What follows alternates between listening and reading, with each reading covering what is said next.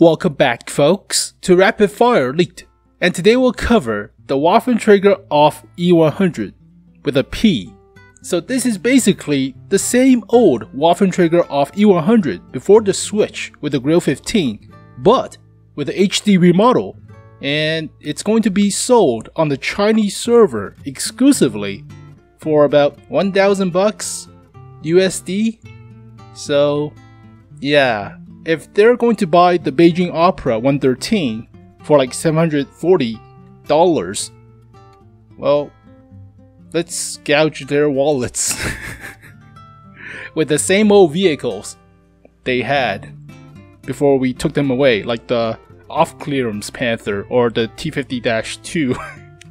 So I do not know what Chinese server exclusive mean anymore, because we're not going to introduce the Chinese tank destroyers, but after 9 days on the Chinese servers, we're going to introduce the Chinese tank destroyers to the other servers because it's popular. So I don't know anymore. No idea. It's a dog and pony show. Lies, deceits, hidden agendas. Don't care. But if you're going to reintroduce this vehicle to the other servers, it better be free. Otherwise, holy hell is going to be paid. And I'm not the one going to be paying it. So Jesus Christ, there's going to be a shit hurricane of like category 10. Jesus. So this vehicle is historically super inaccurate, never existed. It was based off of the E100 chassis and a design of 150mm by Krupp, but there were no plans intended to fuse the hull and the gun or autoloading system for the gun. So it's a purely fictitious tank, whereas you could debate that the Chinese tank destroyers could have existed because of the secrecy or restrictions of the Chinese archives on the blueprints of their tanks. So it could exist, but it's restricted by the government. Whereas for the Germans, they released all their archives and blueprints. So there were no Waffenträger auf E100s. So yeah, it's super fictitious. Made by Ed Boon's Flesh Pit and Serb's ideas in Ed Boon's basement. I love Flesh Pit. It's such a good word, but yeah, it's never existed. It's a monstrosity.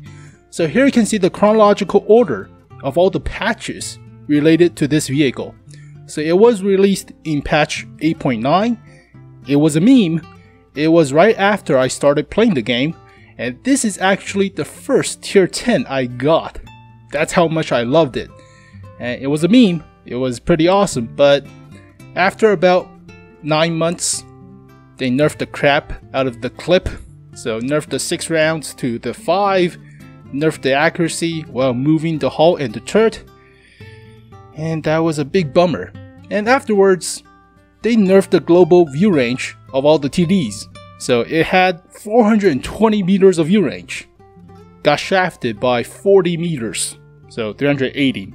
And then they removed it altogether with the Grill 15, and they nerfed the Grill 15. Now they're going to reintroduce it with the HD remodel.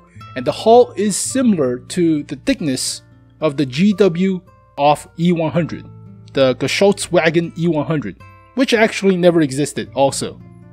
So funny enough, but that's history for you. So the gun was based off of the 150 designed by Krupp. So the gun does exist for the 150mm, and the 128 is the gun originally designed for the Jagdtigers but never implemented. As for the chassis, they already designed the E100 chassis, but never used it in combat. But for larger caliber guns on self-propelled vehicles, the German had the GW 17 and 21, which is the Grill 17 and 21. So those are the GW Tigers that you know, as well as the Karl Gerät. So that's the 600mm gigantic mortar shell, as opposed to the 170 and 210 on the GW Tigers. So yeah, they had a plan for large caliber self-propelled gun, but not for this vehicle, not for the E100 chassis. So it's a purely fictitious design or fusion of existing components. Funny enough, but here is the original stats of the Waffentrager auf E100. So you can take a look at the 128 or 150 by pausing the video. But for 9.2, they changed the accuracy, less accurate on the movement of the hull and traverse, decreased the reload time, but they took away 1 round from the clip. So 2 seconds is not that much, you know, it's not enough to compensate. So, ugh. And in 9.6, they nerfed all the view range of tank destroyers across the board. So then in patch 9.15, they replaced it with the Grill 15. So that's the history of this vehicle. Now it's going to be a premium tier 10 on the Chinese server. So alright, but here are the HD model of this vehicle. So it received a HD remodeling worthy of kings. Holy crap, that looks amazing. So yeah, the E100 chassis, but they nerfed the armor, so it's a random stats thing. But yeah, I do wish it was alternative option after the Panzer IV Waffentrager. So you can research this vehicle or the Grill 15, like with the WZ-111-5A or the 113, but no. You have to remove it. Now you're returning it, and it's questionable on the Chinese server. It could bump to the other servers. So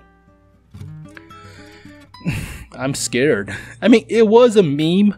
It was pretty OP, but it was sort of balanced by the no camo and super weak gun shield. So you will be pinned.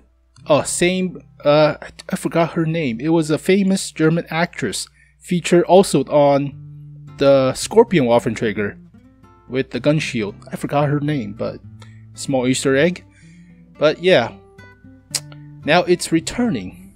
It was a meme. I loved it. You can also use the 150 firing high explosive like a KV2 with autoloader, but you'll get pinned. So it was mostly played as a medium tank when I played it. So you play alongside with super heavies and they'll take all the hits while you flank around and clip out like a mouse in a clip, like in 10 seconds. Jesus. And a lot of players use gold with this vehicle, the APCR shell, so to compensate with the low penetration of the gun compared to other tank destroyers. But yeah, it could be the same situation with the new Foch 50B or BIS, but it's a gold spamming tank destroyer because the penetration of the default shell is so low, 257.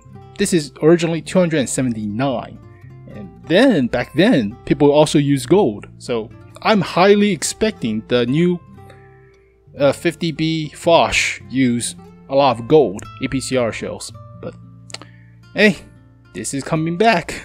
Well, the Foch doesn't have a turret like this vehicle does, so, but it does have armor and camouflage. Yeah. And here are the collision models. So here you can see that they change the armor value of the hull to the same as the GW E100. The 80mm at the front, the 50 at the sides, and 40 at the rear.